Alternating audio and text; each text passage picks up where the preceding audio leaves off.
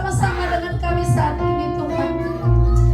Kau ada bersama-sama dengan wanita-wanita hamba-Mu Yesus. Terutama Tuhan kami tahu Tuhan, Kau ada bersama-sama dengan Cie Tuhan. Terima kasih Tuhan untuk hamba-Mu ini Tuhan, yang sudah bersedia datang Tuhan menjadi berkat untuk setiap kami Tuhan. Kami percaya Tuhan, kalau dia boleh ada sebagaimana dia ada saat ini itu semua karena kebaikan-Mu Yesus, karena kasih-Mu, anugerah-Mu Tuhan, sehingga dia boleh ada sampai hari ini.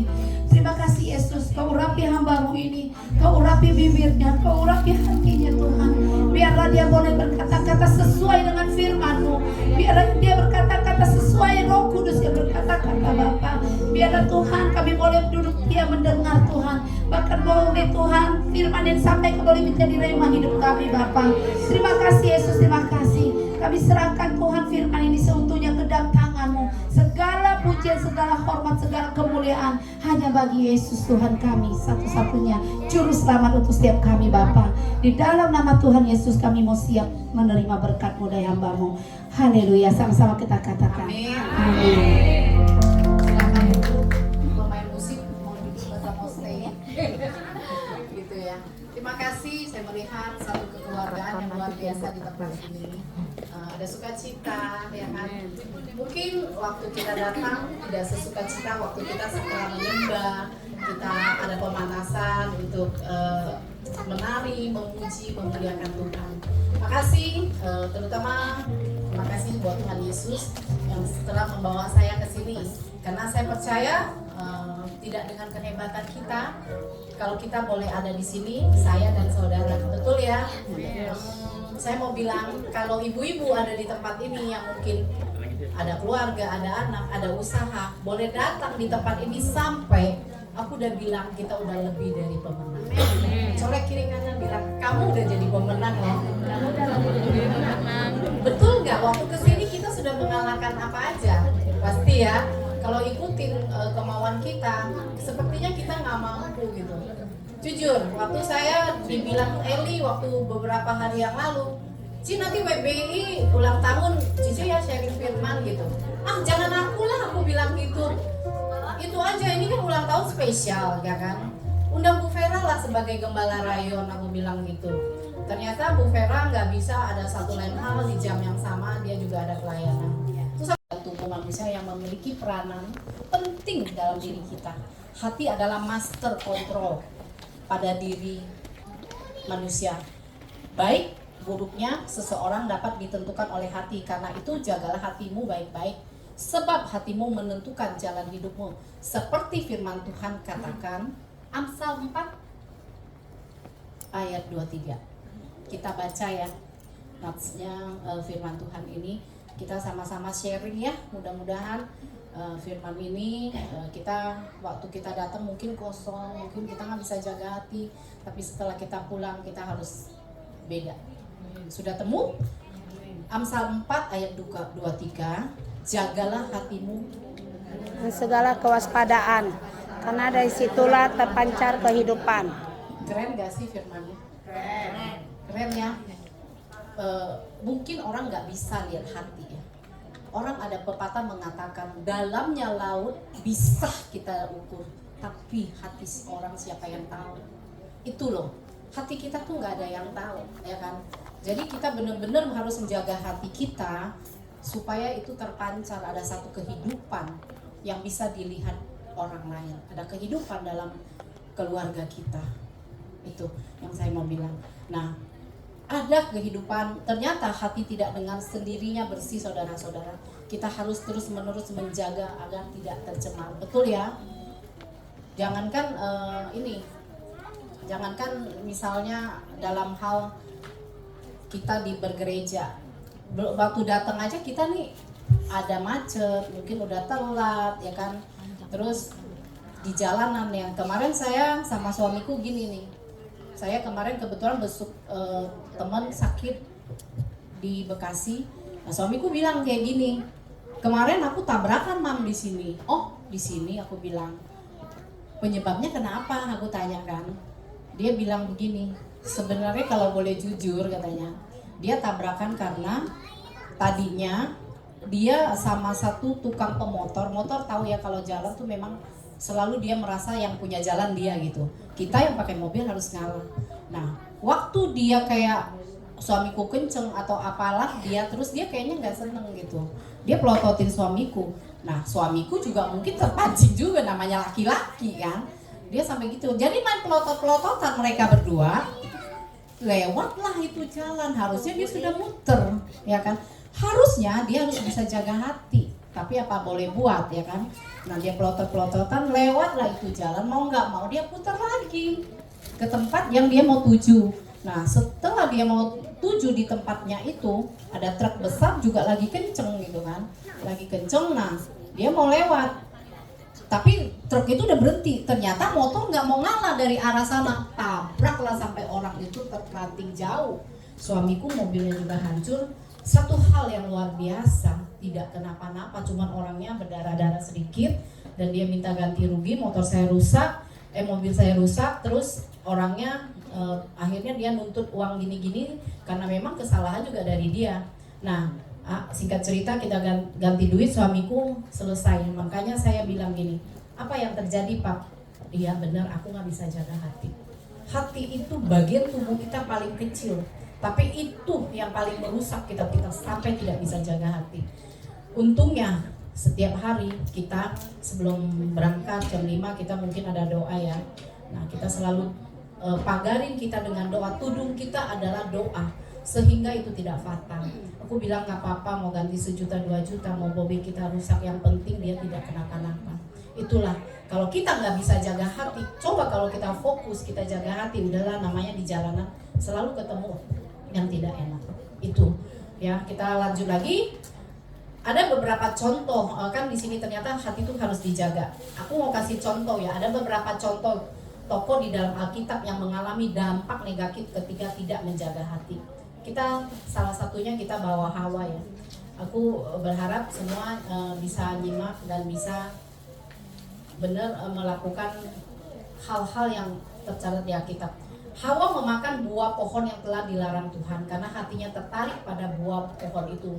Kejadian 3 ayat 6. Perempuan itu melihat bahwa buah pohon itu baik untuk dimakan dan sedap di kelihatannya. Lagi pula pohon itu menarik hatinya. Di sini ada kata hati ya, karena memberi pengertian. Lalu ia mengambil dari buah dan dimakan dan diberikan juga kepada suami yang bersama-sama dengan dia. Suami pun memakannya hanya karena nggak bisa jaga hati. Sampai hari ini manusia jatuh dalam dosa karena Hawa tidak bisa jaga hati. Benar nggak? Padahal Tuhan sudah perintahkan banyak pohon yang bisa dimakan. Itulah manusia, hatinya selalu tercemar gitu, selalu pengen gitu loh. Padahal Tuhan udah kasih loh apa yang kita mau. Tapi hati manusia tuh nggak pernah puas dengan apa yang Tuhan udah kasih, ya kan? Orang lihat tas, padahal kalau saya sih ya untuk ini orang lihat tas ini bagus kepingin, padahal belum mampu gitu.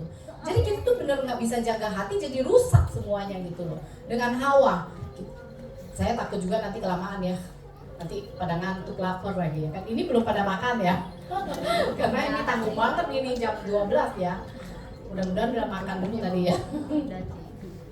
Nah, kita juga ambil Kain panas hati sehingga membunuh adiknya Habel. Kejadian 4 sampai 6. Firman Tuhan kepada Kain, mengapa hatimu panas dan mukamu muram? Saudara kandung pun bisa dibunuh loh. Itu dari mana? Dari hati, saudara. Banyak gak saudara-saudara yang kadang-kadang nih ya sama saudara kandung bisa nggak ngomongan, tapi di sini saya yakin nggak ada. Apa nggak ada yang aku nggak tahu deh. Tapi saya berharap ya, kalaupun ada, kita pulang, kita minta ampun sama Tuhan, karena keunitian, kesatuan hati, Tuhan akan curahkan berkat. Ada sedikit pun hati kita nggak baik, apalagi sama saudara, itu Tuhan tidak bisa ampun. Percaya deh saudara. Bayangkan Kain bisa membunuh, saya sampai merinding loh. Kayak keren banget ya, hanya karena persembahan dia tidak diterima Tuhan. Kenapa persembahan Kain tidak diterima Tuhan? Karena hati. Tuhan tuh selalu lihat hati. Di depan kita nih wanita-wanita cantik ya semua, apalagi hari ini ulang tahun. Tapi apa hati kita sudah cantik? Kita yang tahu sama Tuhan. Benar nggak ya? Iya. Jadi jangan sampai kita seperti Kain hanya karena persembahan. Ya persembahan kan kamu yang tahu dengan Tuhan. Kita nggak tahu, benar nggak? Jadi hati itu terus dijaga. Padahal si Habel tuh nggak ngerti apa-apa kan? Kenapa dia benci dan muka kamu muram? Itu loh, jaga hati kita ambil ya. Nah, Saul, kita juga lihat ya. Saul menjadi panas hati terhadap Daud sehingga dia berupaya untuk membunuh Daud ya. Kalau kita mau baca di 1 Samuel tuh, Tuhan tidak berkenan kepada mereka yang memiliki hati yang panas, ya kan? Kenapa Saul ditolak dan Tuhan menerima Daud? Karena hati Daud selalu bersih. Dia bisa jaga hati. Apa? Dia punya banyak kesempatan untuk membunuh Saul, tapi dia tidak lakukan. Kenapa?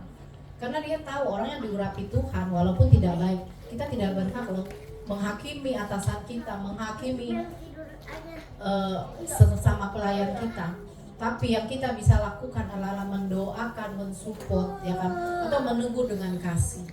Banyak lihatin Daud. Kenapa Saul ditolak, Daud dijadikan sebagai raja? Kalau kita boleh ngomong, dia raja yang paling berkenan di hadapan Tuhan. Tidak lepas dari semua itu, dia pernah melakukan kesalahan yang menurut saya membunuh, itu satu kekejian yang luar biasa, mengambil istri orang. Tapi saat dia ditegur, dia boleh menerima.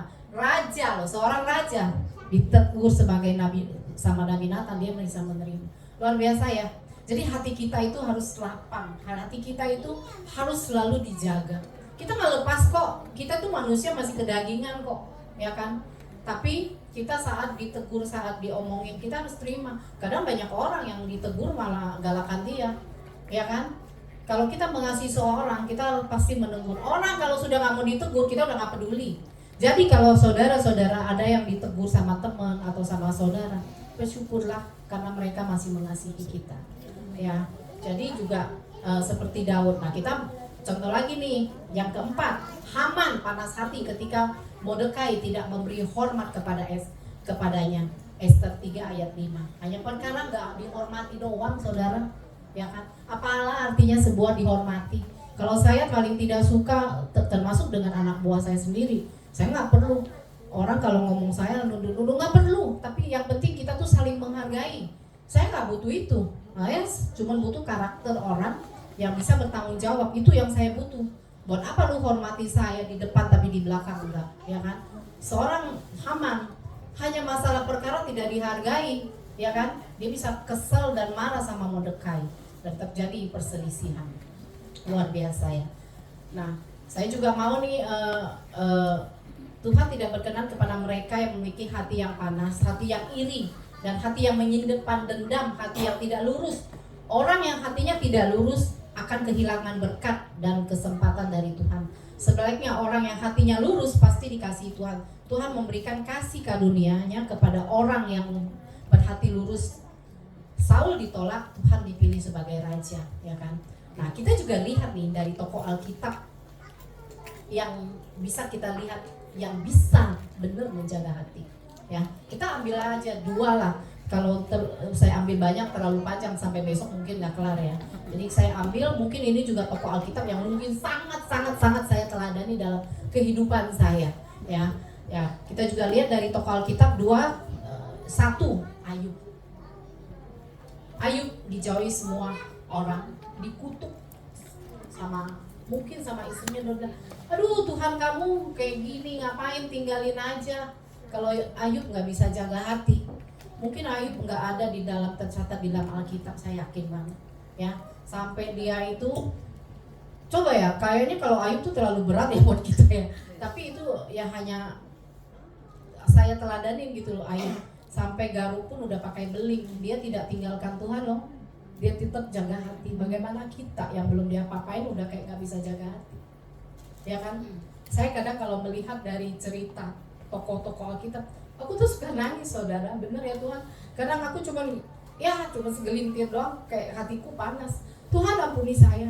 Kita boleh nggak sedih, boleh nggak kadang kesel, boleh aja, tapi kita harus cepat berbalik sama Tuhan, ya. Itu yang saya bilang, kalau dengan Ayub kita nggak ada seujung kukunya deh. Jadi saya berharap terutama tuh wanita luar biasa, hatinya cepet banget tersinggung ya. Aku bilang gini, bukan sama tetangga, bukan sama mertua, bukan sama adik, bukan sama itu, bahkan sama tukang sayur pun suka tersinggung kadang, ya kan, suka curigaan. Bener ya Bu, ketawa ya, pengalaman pribadi kadang kita. Ya kan. Nah itu kita bisa melihat dari dua orang itu, Ayub dan satu lagi siapa saudara, coba kalau tahu yang paling bisa jaga hati? Yusuf ya, keren sih. Aku setiap kali Yusuf tuh luar biasa. Bagaimana Yusuf tidak menjaga hati, saudara? Aku setiap baca kisah Yusuf tuh aku nangis. Kenapa aku nangis? Aku pikir gini, aku tuh punya keluarga besar ya.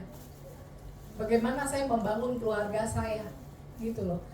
Itu satu-satunya jaga hati, saudara. Kalau kita mau keluarga kita unity, aku melihat kalau keluarga tuh aku lihat Yusuf ya. Bagaimana Yusuf dijual, bagaimana Yusuf mau dibunuh. Tapi bagaimana Yusuf? Kalau Yusuf nih nggak bisa jaga hati, dia nggak bisa loh jadi orang nomor 2 di Mesir. Saudara, tahu kan? Bagaimana Yusuf? Aku tuh gini, kalau aku lihat Yusuf, aku lihat keluarga gitu. Setiap kali kadang di dalam keluarga, saya punya keluarga 6 ya. Adik saya Eli paling bontot. Bukan nggak ada masalah, bukan nggak ada pergumulan. Kita beranjak dari orang yang luar biasa susahnya ya. Ya mungkin kalau di kampung dianggap orang nggak ada lah gitu loh. Kalau saya boleh ada nih sampai saat ini untuk ada di depan saudara, itu bukan karena hebat dan kuatnya saya, tapi itu karena kebaikan Tuhan luar biasa. Makanya saya bilang setiap saya mau bawa firman itu beban loh buat saya, karena itu harus dipertanggungjawabkan ya saudara-saudara.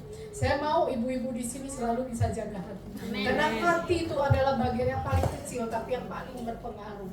Ya, kita lihat Yusuf, dia dijual.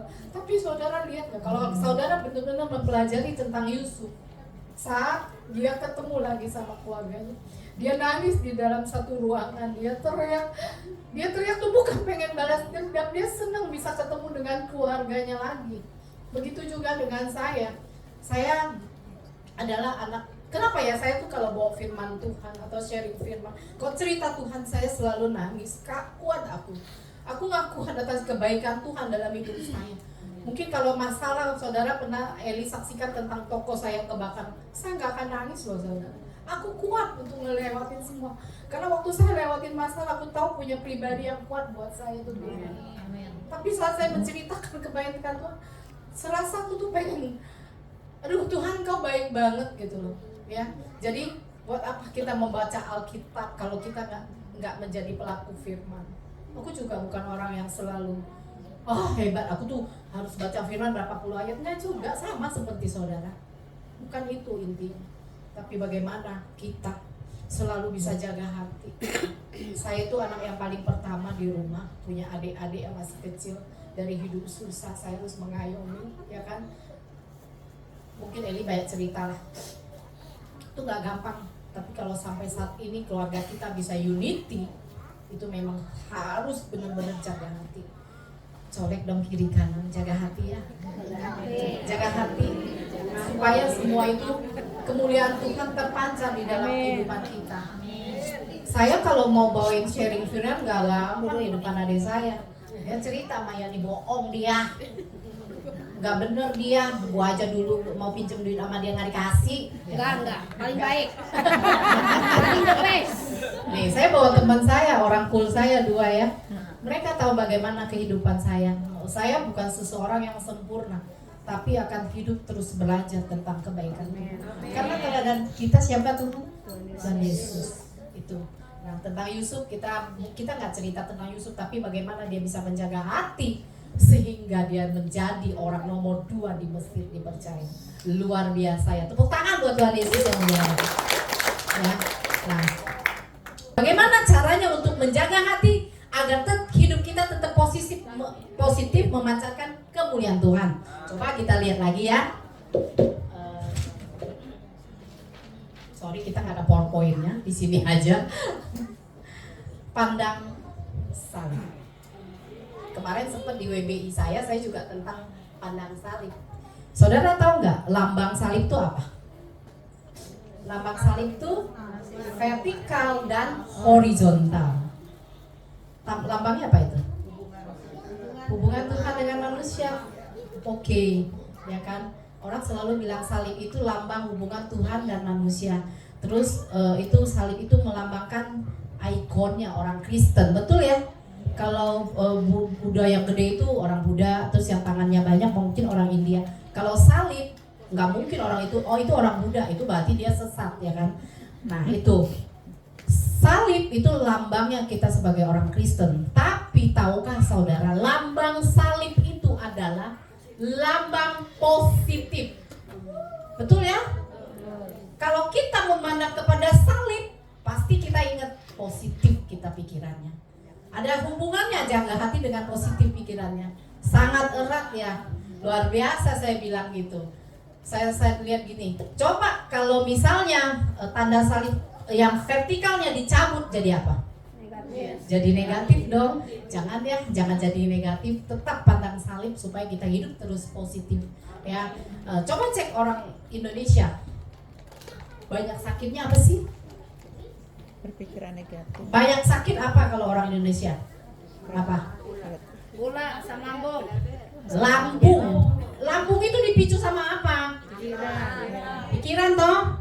Nah makanya pinter-pinter lah jaga hati supaya kita tidak kena lambung. Di luar negeri kayaknya jarang banget deh orang sakit lambung. Gak ada. Indonesia doang negara Konoha katanya yang suka sakit lambung, ya kan? Bener ya?